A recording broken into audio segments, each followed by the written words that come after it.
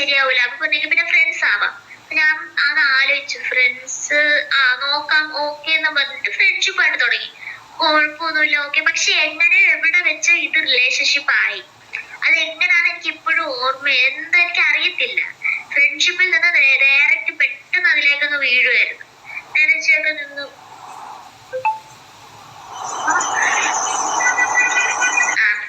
അങ്ങനെ മെസ്സേജ് ഒക്കെ അയച്ചു. പിന്നെ റിലേഷൻഷിപ്പ് ആയി തുടങ്ങി. പിന്നെ തൊട്ട് ഫുള്ള് പ്രശ്നങ്ങളായിരുന്നു. കാരണം ഏതൊരു ബോയ് റിലേഷൻഷിപ്പ് ഇരിക്കുമ്പോൾ ഗേൾസിനോട് പറയും അന്യ ബോയ്സിനോട് മിണ്ടരുത്, ഓക്കെ അതൊക്കെ കേൾക്കാം. പക്ഷെ സ്വന്തം ചേട്ടനോട് പോലും മിണ്ടാനുള്ള ആ ഒരു ഇത് എനിക്കില്ലായിരുന്നു.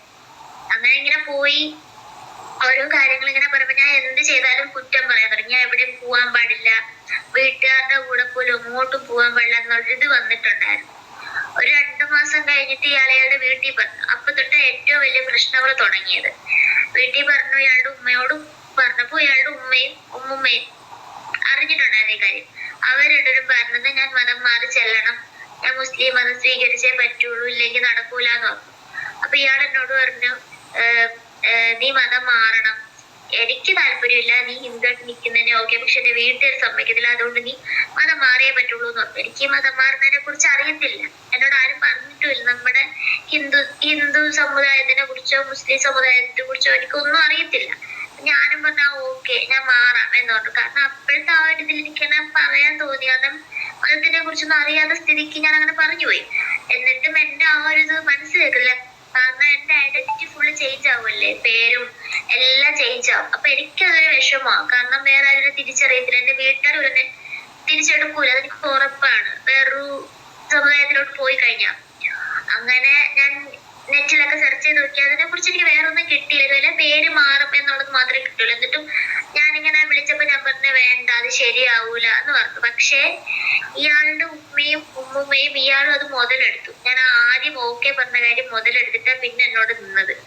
കാരണം ഇയാൾ ഈ മതത്തിനെ കുറിച്ച് സംസാരിക്കുമ്പോൾ ഞാനത് സംസാരം തിരിച്ചു വിടുമായിരുന്നു. കാരണം അതൊരു പ്രശ്നമാവുമെന്ന് എനിക്കറിയാം. കാരണം എന്ത് സംസാരിച്ച അവസാനം എത്തിയാലും ഇങ്ങനെ പള്ളിയിൽ കൊണ്ടുപോകും, മതം മാറാം എന്നുള്ള ആ ഒരു സംഭവം. അവിടെ വഴക്കുണ്ടാവും. ഇയാൾ നല്ലപോലെ ചീത്ത വിളിക്കും നമ്മളെ.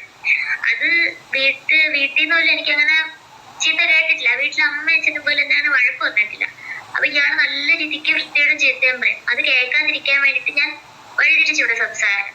എന്നാലും ഇയാൾ ഇങ്ങനെ ഇരിക്കുമ്പോ പറയും, ഇതുപോലെ പൊന്നാനിയിൽ ഒരു സ്ഥലമുണ്ട്, അല്ലെങ്കിൽ മലപ്പുറത്ത് ഒരു സ്ഥലമുണ്ട്, പൊന്നാനിയിൽ നമുക്ക് പോകണം, അവിടെ കുറച്ച് നാൾ ക്ലാസ് ഉണ്ട്, നിന്നെ അവിടെ കൊണ്ടാക്കണം, നീ മതപഠനം പഠിക്കണം, എനിക്ക് ഇസ്ലാമിനെ കുറിച്ചൊന്നും അറിയത്തില്ല, അത് പഠിക്കണം, എന്നിട്ട് ഞാൻ ഗൾഫിൽ കയറി പോകും എന്നൊക്കെ എന്നോട് ഇങ്ങനെ പറഞ്ഞു. അപ്പോഴൊന്നും ഇതിന്റെ സീരിയസ്നെസ് എനിക്ക് അറിയത്തില്ല. അപ്പം മുതൽ ഞാൻ ഇങ്ങനെ മനസ്സിൽ വിചാരിക്കും അമ്മയോട് പറയണം. കാരണം എന്തുണ്ടെങ്കിലും ഞാൻ അമ്മയോട് പറയും. ഇക്കാര്യം ഒഴിച്ച് ഇക്കാര്യം ഞാൻ പറഞ്ഞിട്ടേ ഇല്ലായിരുന്നു നമ്മുടെ അടുത്ത്. അങ്ങനെ ഞാൻ പറഞ്ഞെങ്കിൽ പിന്നെ ഞാൻ വീട്ടിൽ പറയട്ടെ എന്ന് വെച്ച്. അപ്പം സത്യം പറഞ്ഞാൽ ഇയാൾക്ക് വീട്ടിൽ പറഞ്ഞിട്ടുള്ള ഒരു കല്യാണത്തിന് ഇയാൾക്ക് താല്പര്യമില്ല. ഇയാൾക്ക് ഒളിച്ചോടണം എന്നുള്ള ആ ഒരു മൈൻഡിലാണ് ഇയാൾ നിന്നിരുന്നത്. ഞാൻ പറഞ്ഞ കുറെ വട്ടം പറഞ്ഞ അമ്മയടുത്ത് പറയട്ടെ, കാരണം അമ്മയ്ക്ക് എന്തൊക്കെ ഡൗട്ട് അടിച്ച് അമ്മേനത് ചോദിച്ചിട്ടുണ്ടായിരുന്നു. അപ്പോഴും ഞാൻ പറഞ്ഞ ഒന്നുമില്ലമ്മ എന്നിങ്ങനെ പറഞ്ഞു നിന്നെയാണ്. അങ്ങനെ ഞാൻ പറഞ്ഞ അമ്മയടുത്ത് ഞാൻ പറയൂ, അല്ലെങ്കിൽ അച്ഛനോടെങ്കിലും പറയാം എന്നിങ്ങനെ ഞാൻ പറഞ്ഞപ്പോൾ ഞാൻ വിലക്കി. എന്നോട് പറഞ്ഞു, എന്റെ വീട്ടുകാർ സമ്മതിച്ചു, പക്ഷെ നിന്റെ വീട്ടുകാർ സമ്മതിക്കൂല, അത് ഉറപ്പാണ്. അവര് സമ്മതിക്കാത്തതുകൊണ്ട് നമുക്കൊരു കാര്യം ചെയ്യാം, കഴിഞ്ഞ വർഷം നമ്മുടെ കൂടപ്പെട്ട 2 പിള്ളേർ പോയി ചെയ്ത കണക്ക് നമുക്കും ചെയ്യാം എന്നിങ്ങനെ 2 തട്ടെടുത്ത് പറഞ്ഞു. എന്തിനാ എന്ന് ചോദിച്ചു. അതങ്ങനെയുള്ളൂ, ജീവിക്കാനല്ലേ മതം ആവശ്യമുള്ളൂ, മരിക്കണമെങ്കിൽ മതത്തിനൊന്നും ആവശ്യമില്ലാന്ന് പറഞ്ഞു. അപ്പൊ തന്നെ മനസ്സിൽ നല്ല പേടിയുണ്ടായിരുന്നു. എനിക്കിത് ആരോടെങ്കിലും പറയണമെന്നുണ്ടായിരുന്നു. ഫ്രണ്ട്സിന്റെ കൂടെ പറഞ്ഞു കഴിഞ്ഞാൽ, ഒരാളോട് പറഞ്ഞു കഴിഞ്ഞാൽ എല്ലാരും അറിഞ്ഞ അവസാനം അവനും അതറിയും. അപ്പൊ അത് വേറെ പ്രശ്നമാണ്. അതുകൊണ്ട് എനിക്ക് വേറെ ആരോടും പറയാനുള്ള ഒരു ഇതില്ലായിരുന്നു. പിന്നെ ഇതിന്റെ ഒരു ഭയങ്കര ടോർച്ചറിങ് ആണ്. കാരണം എപ്പോഴും ചീത്ത വിളി, പിന്നെ ഓരോ സ്ഥലങ്ങളിലൊക്കെ പോയി ഇയാള് വിളിക്കും. അത് വീട്ടിൽ നല്ല വിളിക്കുന്നത്. അപ്പൊ ആദ്യ സ്ഥലം, അതായത് നമ്മുടെ വീടിന്റെ ഇവിടെ സ്ഥലം എത്താറാകുമ്പോ, അല്ലെങ്കിൽ ഇവിടുത്തെ ബസ് സ്റ്റോപ്പില് ഒക്കെ എത്തുമ്പോഴാണ് ഇയാള് ഫോൺ വിളിച്ച് ഞാൻ പറഞ്ഞു നീ ഇറങ്ങി വന്നേ പറ്റും, ഭയങ്കര ദേഷ്യത്തിലാണ് സംസാരിക്കുന്നത്. അപ്പൊ ഞാൻ പറയാൻ പറ്റത്തില്ല എന്ന് പറഞ്ഞ് ഞാൻ എതിർക്കും. കാരണം ഞാൻ ഈ റിലേഷൻ സ്റ്റാർട്ട് ചെയ്ത് ആ ഒരു ഫ്രണ്ട്ഷിപ്പ് പോലും സ്റ്റാർട്ട് ചെയ്ത് ഇങ്ങനെ ഒരു ഇതിന് ഞാൻ നിൽക്കൂല എന്ന് പറഞ്ഞിട്ടുണ്ട്. പക്ഷെ അയാളത് ലംഘിച്ച് ഇയാള് കാണാൻ വേണ്ടി വരും, പിന്നെ എന്നെ കൊണ്ടുപോകണം എന്നുള്ള തറ തട്ടി നിന്ന്. എന്നിട്ട് പറയാം ഞാൻ വീട്ടിൽ കയറി വരും, നിന്നെ നാണം കെടുത്തും, ഞാൻ അവന്റെ കൂടെ ക്ലാസ് കട്ട് ചെയ്ത് ചെന്നില്ലെങ്കിൽ അവനെ സ്കൂളിൽ നിന്ന് വിളിച്ചുകൊണ്ടിറക്കി പോവും എന്നൊക്കെ പറഞ്ഞ് ഭയങ്കരമായിട്ട് ഇതായിരുന്നു. അങ്ങനെ ഒരു ദിവസം ബസ്സിൽ കയറിട്ട് എന്നെ വിളിച്ചു. ഞാൻ കൂടെ ചെല്ലില്ല എന്നൊക്കെ പറഞ്ഞ് ഭയങ്കര പ്രശ്നമായ. ഞാൻ തന്നെ പ്രശ്നമുണ്ടെങ്കിൽ വരത്തില്ല, എന്തിന്റെ കേടാന്നൊക്കെ ചോദിച്ചിട്ട് പിന്നെ ആ ബസ്സിൽ വെച്ച് എല്ലാവരെയൊക്കെ ഫോണിൽ കൂടെ തന്നെ ചീത്ത വിളിച്ച് നല്ല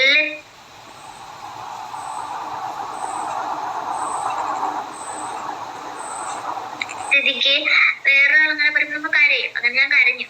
കൂടെ ഒരു കൂട്ടുകാരൻ ആരോ ഉണ്ടായിരുന്നപ്പോഴും അവൾ കരയുന്ന ഞാൻ അടങ്ങിരി നമ്മൾക്കത് വള്ളിയാവും എന്നിങ്ങനെ പറഞ്ഞു.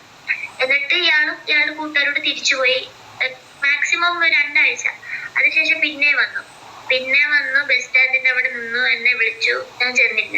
അപ്പൊ ആദ്യം എന്നെ ചീത്ത വിളിക്കായിരുന്നു. അങ്ങനെ ഒരുപാട് വട്ടം ഞാൻ സൂയിസൈഡ് ചെയ്യണം 3 വട്ടം സൂയിസൈഡ് ചെയ്യാനൊക്കെ നോക്കിയിട്ടുണ്ട്. ഇത് എങ്ങനെയോ ഇയാളുടെ ഫ്രണ്ട്സ് മുഖേന എങ്ങനെയോ അറിഞ്ഞു.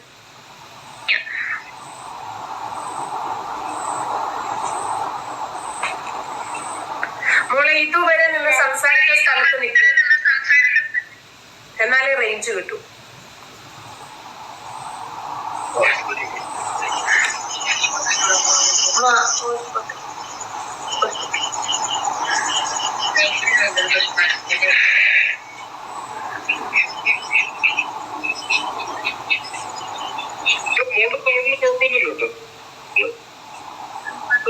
കേൾക്കാമോ? ഇപ്പൊ കേൾക്കാം മോളെ, അവിടെ തന്നെ നിൽക്ക്.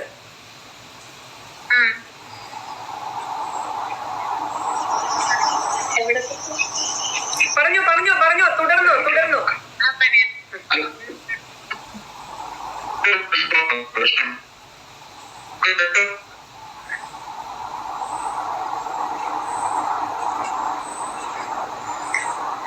മോളെ ഞങ്ങൾ കേട്ടത് 3 തവണ മോള് സൂയിസൈഡ് ചെയ്യാൻ ശ്രമിച്ചു. അതിന്റെ ബാക്കി കണ്ടിന്യൂ ചെയ്യും.